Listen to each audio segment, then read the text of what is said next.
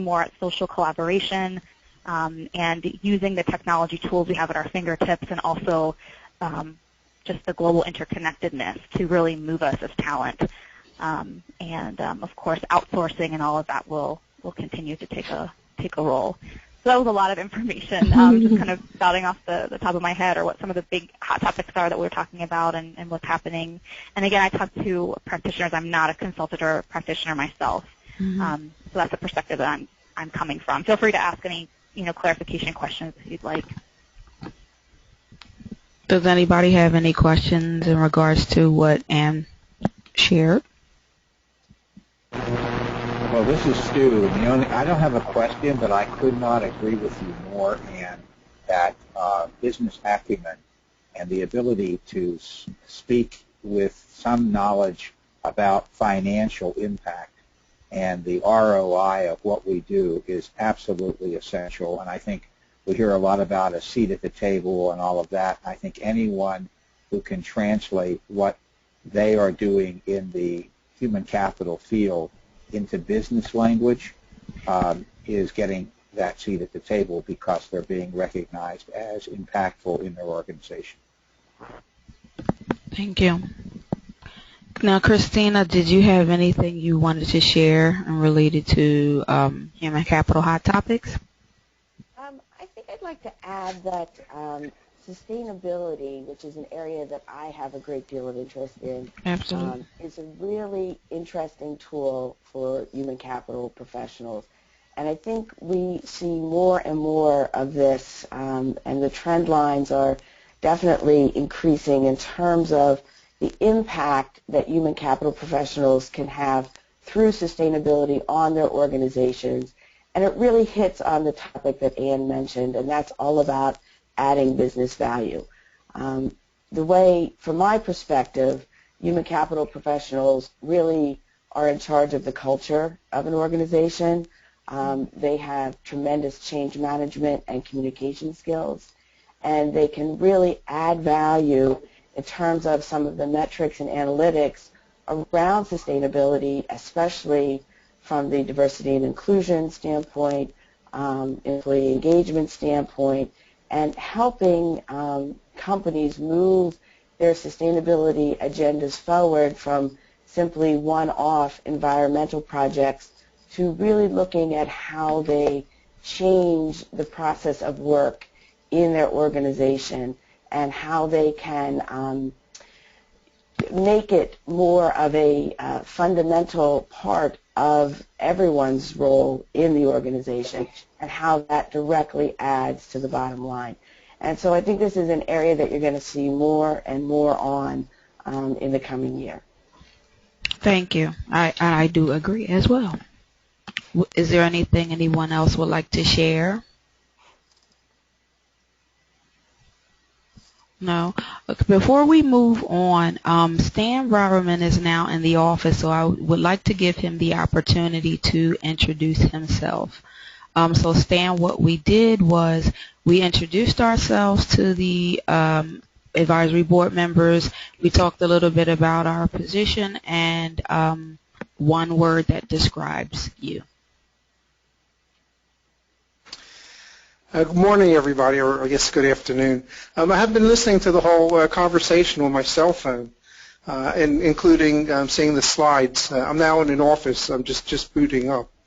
The one word that I think describes me is creative.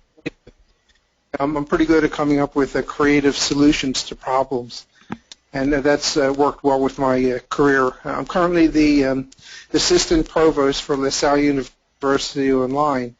Together with Steve Hart and Bobby Baggio, I helped create the Human Capital Development Program. Pleased to be on this advisory committee. Thank you. Thank you very much. Now, one of the things that I also wanted to discuss is the Human Capital Development, the program as it's present, as well as the future. Now, currently, for those of you who may not know, our Human Capital Development program here at LaSalle is a Master's of science degree program. It can be completed in a 2-year time frame. We offer courses in spring, summer, and fall semesters. So currently we do not offer a concentration option, but in lines with some of the hot topics that I see going around in the field of human capital, I'm wondering if it would be a good idea or not so much of a good idea if we would offer concentration options for the Human Capital Development Program. So some of the concentration options that I came up with is performance appraisal, management and accountability, diversity and inclusion, talent acquisition and retention, employment law, coaching, training and development as well. So because these are, our students have a broad focus when they're encompassing human capital development. It includes all of the above, but there's not one concentration that a student can say, okay, now I'm ready to start my career and this is my area of expertise. Like, this is the focus of what I'd like to do as far as a career. So I'm thinking on the lines of adding a concentration option might gear the students towards a career focus. So what are your thoughts on concentration options, and as well as Christina, as well as Kate, and students in the program, as well as the faculty who also teach in the program? I'm interested in hearing from you. I'm interested in hearing from all of you, actually, in regards to adding concentrations or no, or different topics like sustainability would be, what areas would be good concentration options to begin with if that's something that we wanted to add.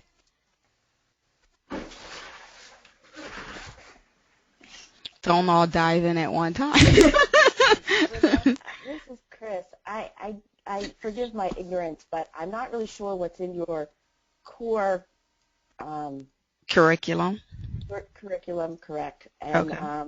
I'm just wondering what you envision by adding a concentration. So what we currently have now is 12 course requirements. So now, depending on which concentration the student opted to take, it would be, the core curriculum would be designed to meet that concentration option. Like, we offer courses in organizational intervention and consulting, advanced negotiation theory and practice, strategic approaches to human capital, self-assessment for leadership, training a global workforce, organizational interventions, the legal environment of human capital, investing in human capital, client communication and consulting, theories of conflict analysis and resolution, and there is also a senior capstone course requirements. I'm not sure if I got all of the 12, but those are all of the 12. So these 5 concentrations would not be an additional.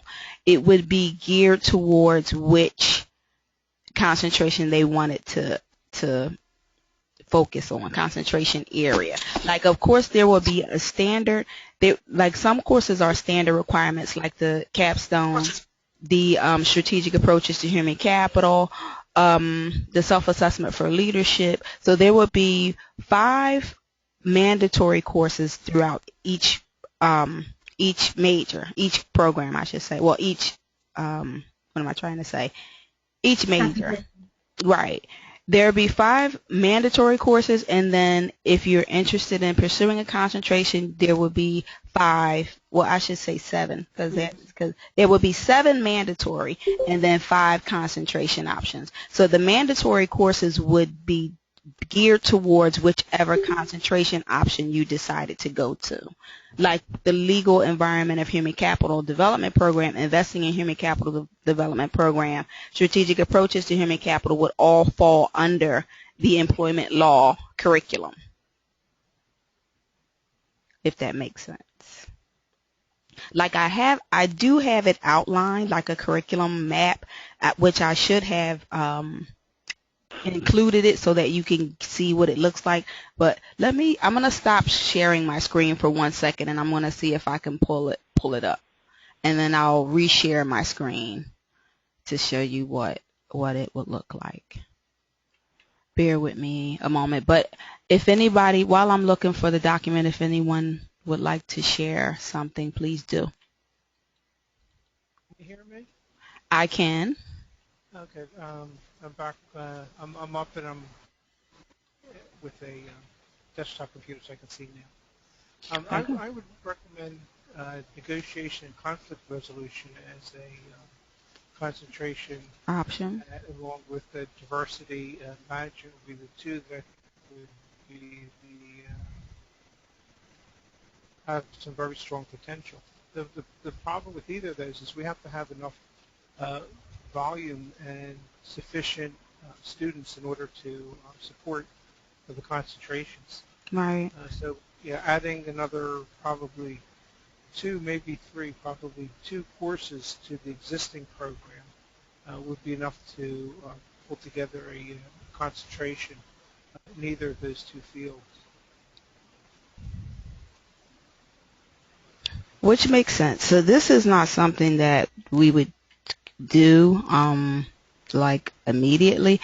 It's just something that I'm wondering if we should consider doing in the future. Like LaSalle is in the works of talking about possibly outsourcing to a company called Colloquy in regards to kind of managing the student enrollment numbers and kind of assisting with the recruitment efforts or taking over the recruitment efforts for the program in hopes to grow the program. So if the program does grow because of their initiatives, then this is something possibly that could be considered.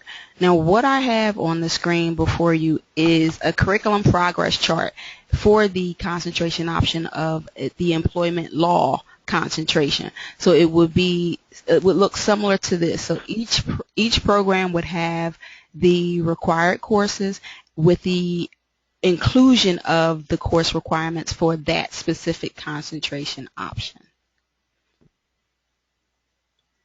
And then these are the tentative semesters in which the courses would be offered.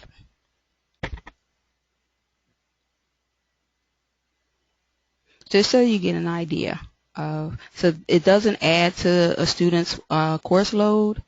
It's still 12 course requirements geared towards the concentration option. So that's go ahead. Well, Lynette, one administrative question and the other is my comment. The administrative question was, is there a hand signal? I've never been a student. I've always been an instructor, where if I wanted to get your attention, I could press something and raise my hand. There is a raise your hand. I didn't see it up here on my thing. That's all. But you can tell me later if it's not immediately apparent. I just couldn't find it, and okay. So I blurred it in basically. But my question is, can you explain, and maybe I'm just dense this morning or this afternoon, the difference between the left-hand column, core requirements, and the right-hand column, concentration requirements, and how that might shift if somebody had a concentration different from employment law? Right. Now, the core requirements will remain the same.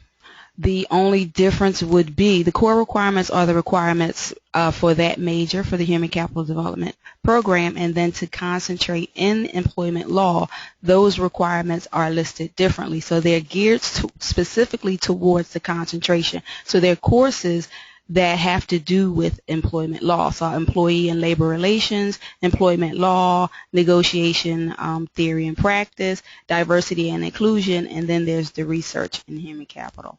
Okay. And currently, what is our, this is my ignorance, but what's our current enrollment in human capital? Totally, we have about 58 students currently.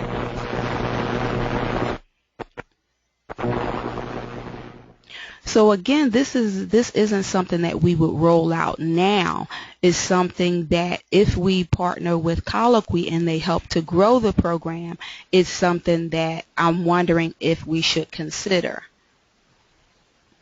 Well, if we go with Colloquy, running it through Colloquy, who is a marketing company, they can tell us if there's a market Exactly. concentrations. And the best way to make these decisions, I think, is to propose it to Colloquy, if we go Colloquy, and they can make a science-based recommendation rather than just what we think or what we observe from our local desks. If I'm looking at this concentration, it would need to be worked because it does have some overlap in some of the course offerings. Exactly. Yeah, but that's conceptually, I think this would be a great concentration. Okay. So I'm interested in hearing from any of the students in the program. Well, hello, this is Artandia. Hi, Artandia. How are you? Good. I like the idea of having a concentration. One that I was thinking about prior to this meeting was training and development. Okay. And a second one would be organizational development or change management, something like that. Okay. I'm writing this down just so. Okay. Yep. Thank you for your comments. So before we go on to networking and career connections, does anybody have anything they would like to add in regards to the possibility of offering concentration options? Well, Lynette, this is Steve. I have just one thought about that. And I think one of the problems with concentration is you lead to an impression that there's meaningful work at the end of a cycle like that, that there's, you can come out of a program like this and look for a job. Rarely in the world of human capital right now is there areas of specialization. Perhaps maybe in training there might be something there, but there are other degrees that cover that possibility. Mm-hmm. I'm thinking that the human capital field itself is so integrated today. Right, exactly. That it's difficult to think about, I'm working with diversity and inclusion as an integrated element within talent management, within learning and development, within staffing and recruiting, within HR analytics. It's all coming together. Right. I wonder if having concentration sort of sends the wrong impression that the work is sort of separated like that. It rarely is, in my experience, and that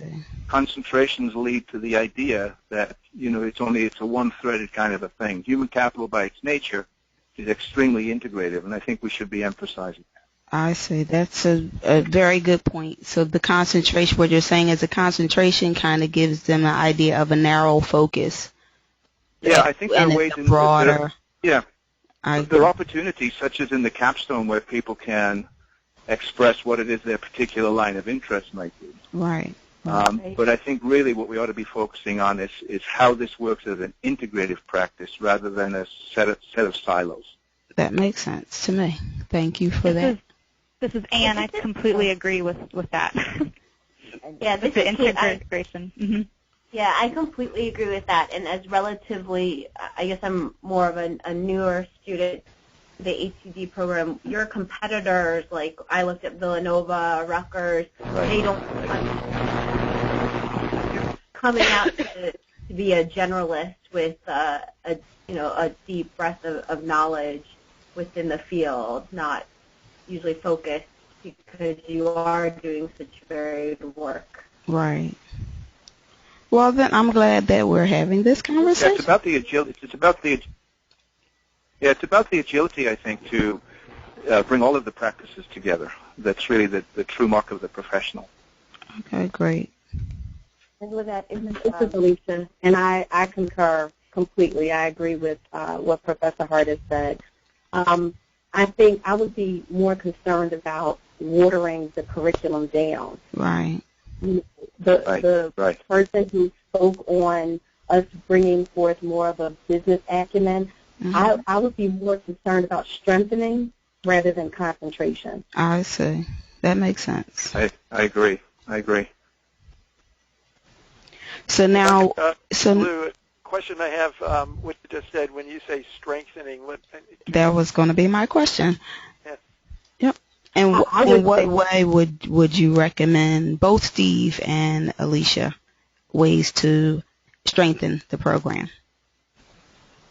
Well, I'll jump in first, and then Alicia can add her piece. I just read Alicia's capstone paper where she addresses some of this question, so I think she's got some worthy things to share with us. But I think for me, the strength comes in the idea that a lot of people are attracted to our program in the first place because they're currently working in human resources, and they think that human resources is simply just human capital in another name. And in reality, those two worlds are extremely different from each other. I don't think the program can concentrate. Strengthening the program, in my opinion, would be that we really force out a little bit more viscerally the elements of true human capital practice rather than just make them extensions of HR work. And for me, that's still a missing link. Okay. Okay, thanks. Alicia, I know you have some thoughts on this because I just read your paper. Yes. So really my thoughts around this is just as we heard earlier, and I'm so sorry, I forget the young lady's name, but she talked about, us having business conversations, so us being able to translate human capital into business language. I just feel as though it needs to be strong business rather than concentration in those areas that you mentioned. Okay, good. So we'll definitely explore this further in regards to the strengthening of the program because I'm interested in getting more ideas on how to go about doing that. Like what does it look like? What would that look like? So that, this is definitely something that we definitely are interested in finding out more about. So thank you all for your feedback on that, the topic of concentrations. So now we're going to go into career connections and networking. So Lou is our director of our director of career and employment services at LaSalle University. And currently I hear from some alumni and students in regards to how to go about finding out where the opportunities are and how can I say this? What type of resume should they start building, and what type of skill set should they have when looking for career opportunities? So if you would provide some insight on that, Lou, that would be most helpful. Okay, I'll do my best.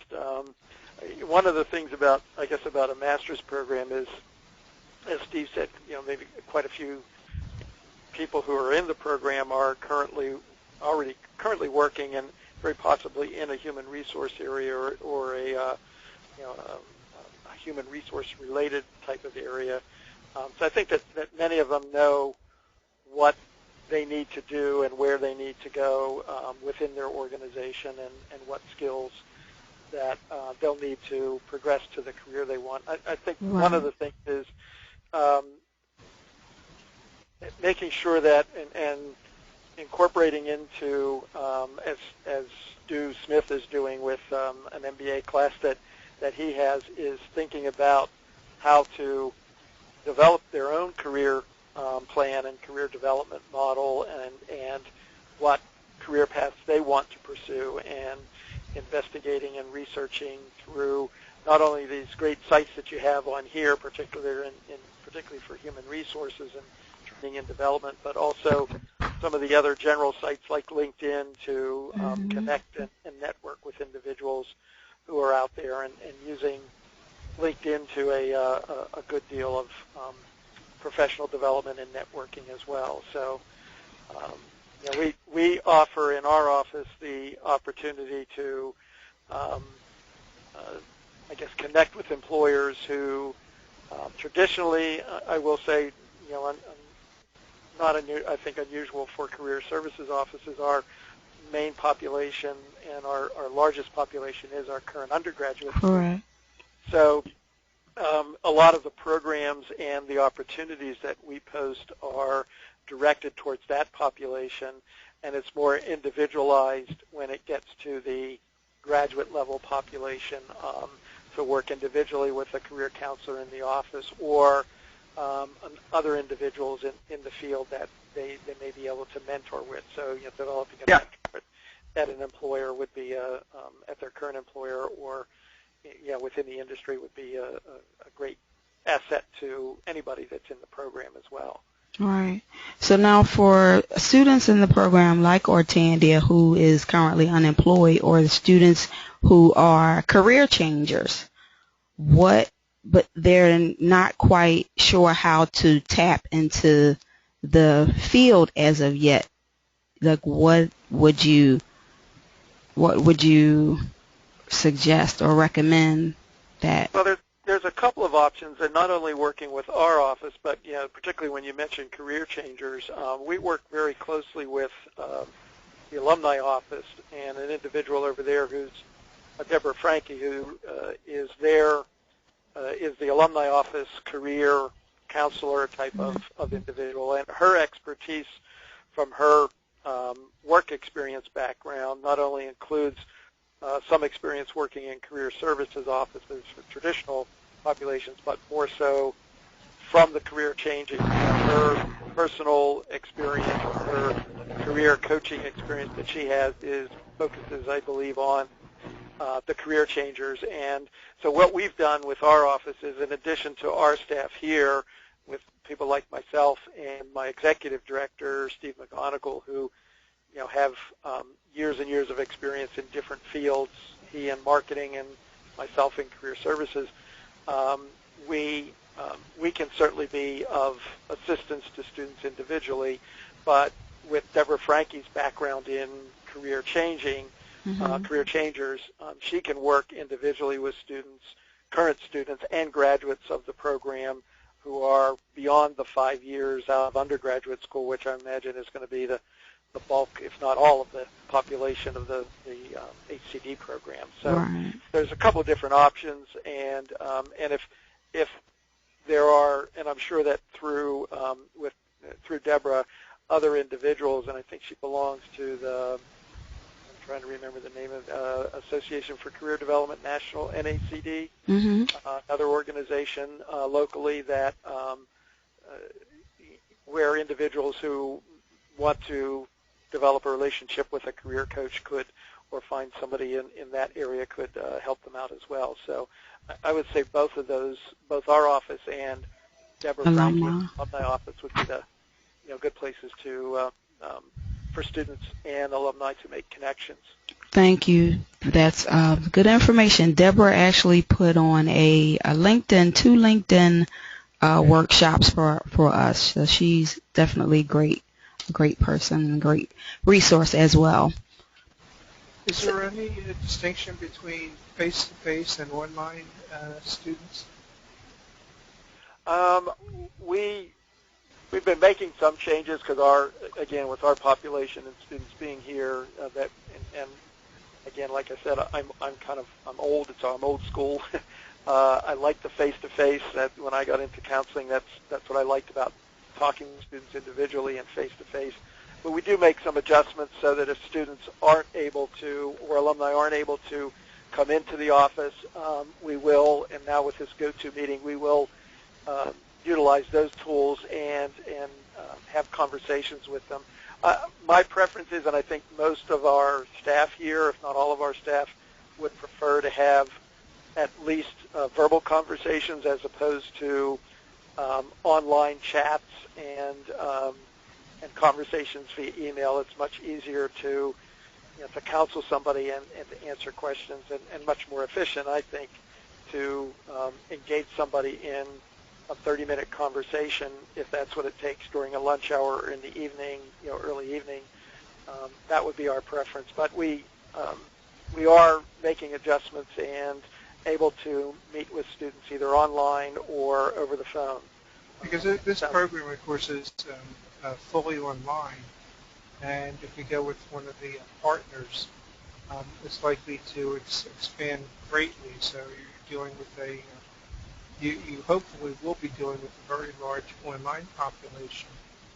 that will be geographically dispersed, not just in this program, but in a number of other programs that are likely to greatly expand online. So that's something to consider.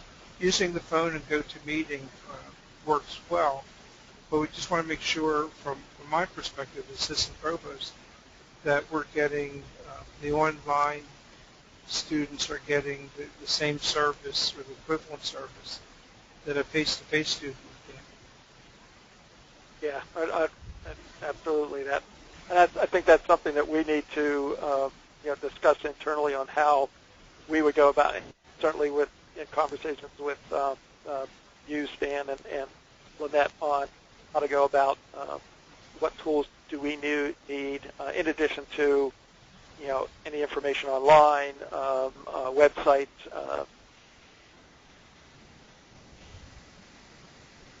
those types of opportunities, or having potentially. Right. Okay. Well, we can talk offline. But yeah. And certainly, we welcome because any. We could be any comments from students. We could be looking at some geographically dispersed student population, and that creates more, I guess, some other concerns. Well, we can talk offline about that. I'll get together with you and Lynette whenever it's convenient. Okay. Thank you. Sure. Thank you for that. Now, on the screen, as you may have already noticed, there are some networking and professional development opportunities that are listed on sites such as HCD, SHRM as well. There's also HR.com, the Human Capital Institute, and HR Voice, which lists different networking opportunities as well as some possible speaking engagement opportunities as well for those of you who are interested. Now, one of the Lynette, I would add Wine and Dine to that. That's a good networking group. So Wine and Dine is another one that Stan actually attended as well, as a good networking opportunity as well for those of you who are interested. Another thing that I was asked to add as a topic of discussion is our current senior capstone course. Now, one of the things that Steve Hart actually teaches for us is the capstone course, and Stu Smith will be teaching the upcoming capstone course for this spring semester. So one of Steve's questions was, should we include in the capstone course content about how to effectively apply research methods? He mentions having some concerns about graduate students not knowing how to properly conduct scholarly research activities. Now, I know that on our library's website, the Connolly Library, there is a tutorial. So I took a screenshot of the library's website that I would recommend for anyone who actually has graduate level students writing papers in the class. Kind of give them a link in your course to this resource, because it teaches them how to search. It teaches them what library catalogs are available, how to do scholarly research. It also teaches them about plagiarism and copyright as well. So, Steve, if you kind of want to touch on what your concerns were. Sure. Yeah. Thank you. So those are all great resources, and I think they're really good. I talking to a couple of other graduate directors of other schools in a little networking event a couple of weeks ago, right before the Christmas holiday. And I was looking at some of the up-and-coming new programs that certain of these colleges are doing. And this has been a bit of an issue for many recent additional new programs in schools. Is some of the students come to this point in their studies and have not really had the foundation in proper research methods in a sort of a more academic vein, as opposed to just writing a paper within the context of a project or something, or something that you've been involved with in the coursework, may not rise to the level of need around the need to be sort of research method oriented around this thing. So a couple of these other graduate programs that are now soon will be competing with us. One of them is the Leadership Development Program, graduate program. And they require before the student even enrolls in the course or matriculates into the course, that they complete a research methods course. Now, I don't know how long that course is. It's probably not 14 weeks for sure, but it does require them to sort of have that as a prerequisite.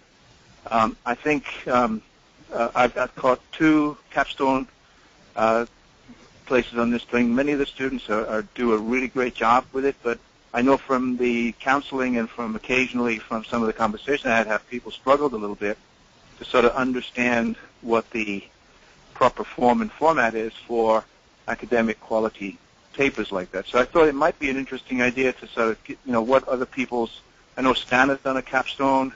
Mm-hmm. I know Stu is coming up to do one. So maybe only the 3 of us have had this experience so far. But, I think that introducing an element like that somewhere in the course, is either as a prerequisite or as part of the capstone process, wouldn't be a bad idea, just to give people a sense of what they're looking for. I think the students would appreciate it, because I think there's some misunderstanding sometimes, and certainly there's a lot of folks who feel that they didn't get that proper grounding in that academic side of things. So that was my thought. It was driven by what the competition's doing, as well as some experience that I had personally. Mm-hmm. I totally agree. So now, do you agree with it being a part of the capstone or another course itself? No, I just think that to fit it in, if it's not part of the capstone, it would really be helpful for them to do that before the capstone during the capstone semester. Maybe it's something we could offer during intercession. Well, let me ask this question again, being relatively new to LaSalle. This is Stu. And I guess it's Stan, Steve, Annette, and anyone else who's heard about the capstone, but also about this curriculum. My question is, with respect to the courses that are required, do we require students to take a course, let's say that's called Research Methods, as it's indicated there on the screen? Do we require students to take a course in statistics and to understand the relationship between applying those statistics to a research design? Is that part of our curriculum right now? I didn't jump out at me as you were enumerating the courses that are part of our requirements on that. No, I do not believe that statistics or research methods is a part of the curriculum currently.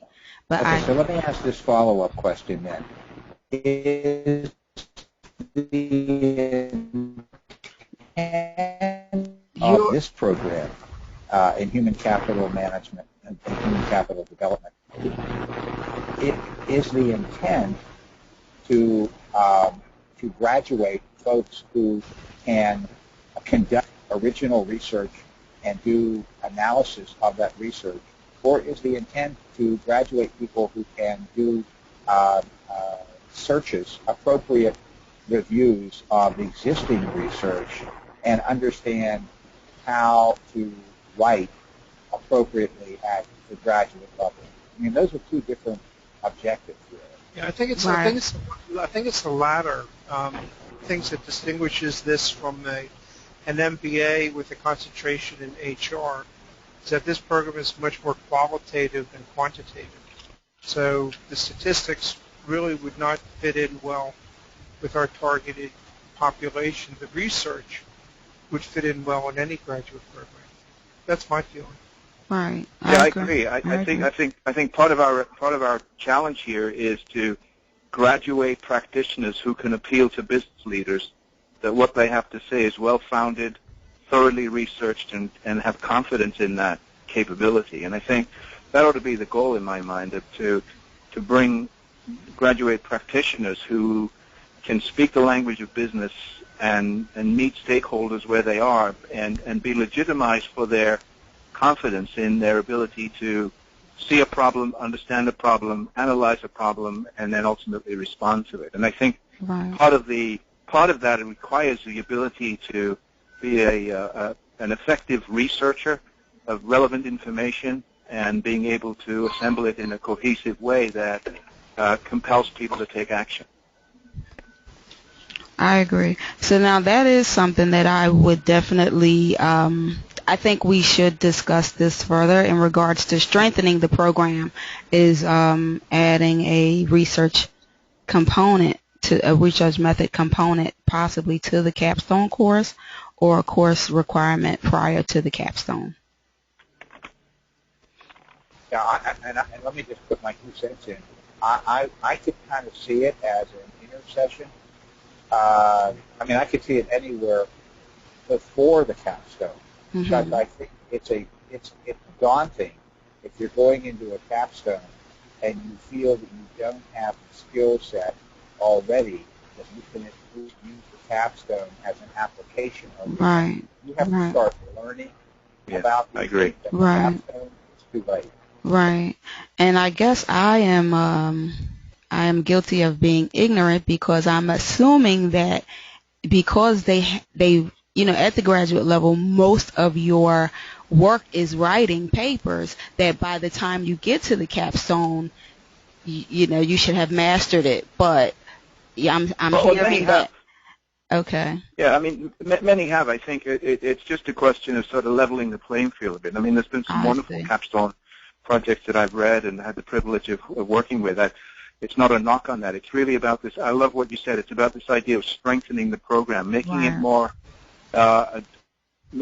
competitive and more compelling. Okay. And also to our earlier point today about building graduating practitioners who understand how things are done. And I think that's the key to getting legitimacy within this skill set, and being able to appeal to business leaders that human capital is not just somebody's responsibility but everybody's. And I think I agree. It adds an element of quality to the program that I think is useful.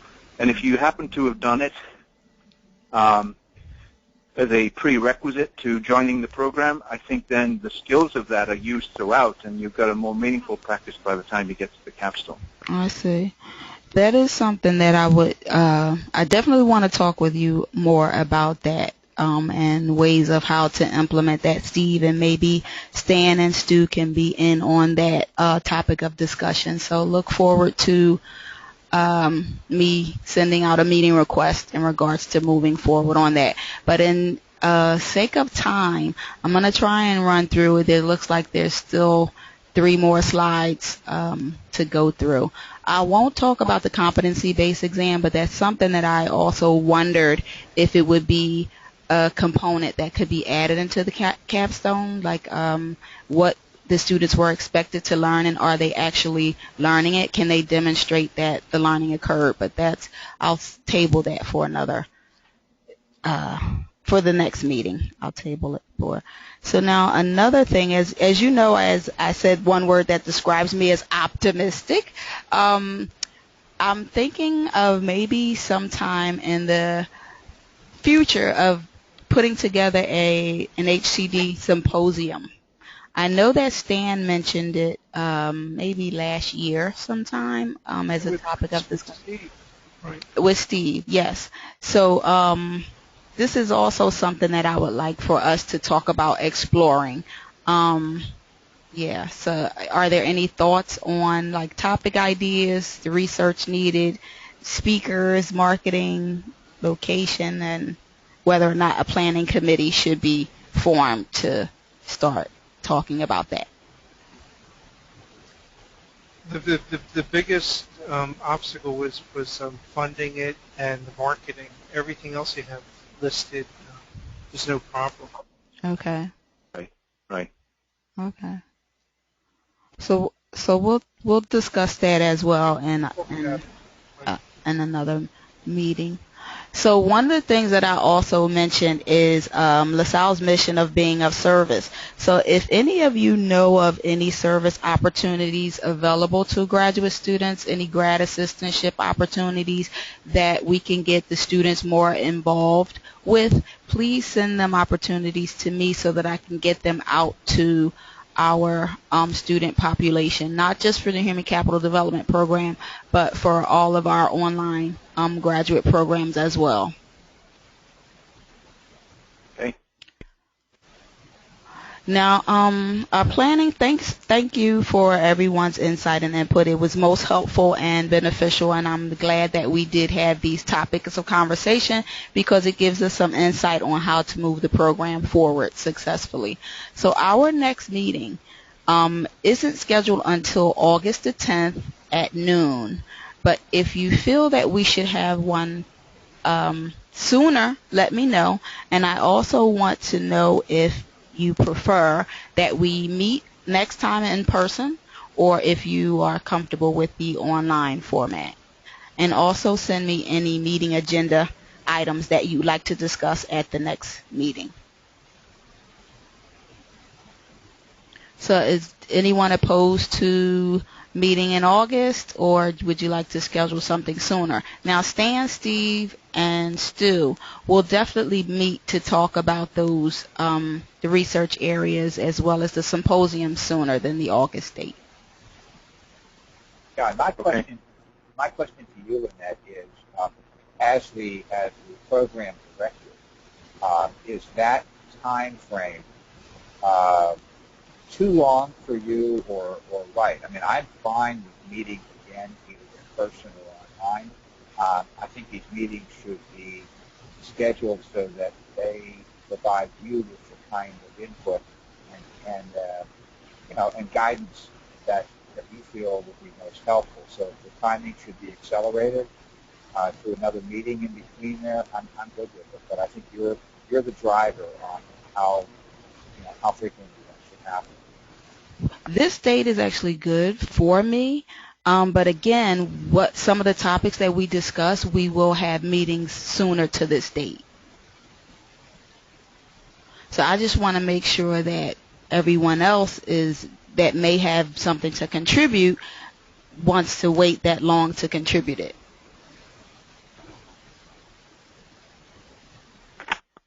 If not, okay. Mr. Blue, I was thinking that in looking at this, it just, for me, it seems like a long time between meetings. If there's some type of updates, whether it be, end of semester or a mid-semester, end of semester that might come out of, either your office or, or the individual conversations that you have in sub-meetings regarding individual topics, I think that would be really helpful, at least for me. Okay. So like a mid-semester update. Okay, I can do that. And just to kind of follow up on what you were saying, I think the online thing, given that it's an online program, works best, works good. The online format. So is everyone else okay with that? Yeah, I'm fine with that. Yes, I'm fine with that. Okay, yes. Great. So before we end this meeting, again, let me say thank you, and thank you for serving on the board. So if you have any questions, you can ask them now, please, if anyone has any questions about anything that we discussed. And if there are no questions, then again, I'm going to say thank you. Thank you for serving on the board. I will write down some action items that we talked about during this meeting. I'll also send out, as Lou suggested, a mid-semester update so that everybody is still on board with what we discussed and what action is being taken place in regards to it. And then you'll get information in regards to the August 10th noon meeting, which will take place in the same format. And also, again, send me, my email is on the screen. It's my last name, Clement, first initial L, @lasalle.edu. If you have any new business to discuss or if you want to continue on any of the discussion that we had here today. So thank you all for your time, and do enjoy the rest of your day. Thank you. Thank you. Everybody. Thank you. Thank you. Bye-bye.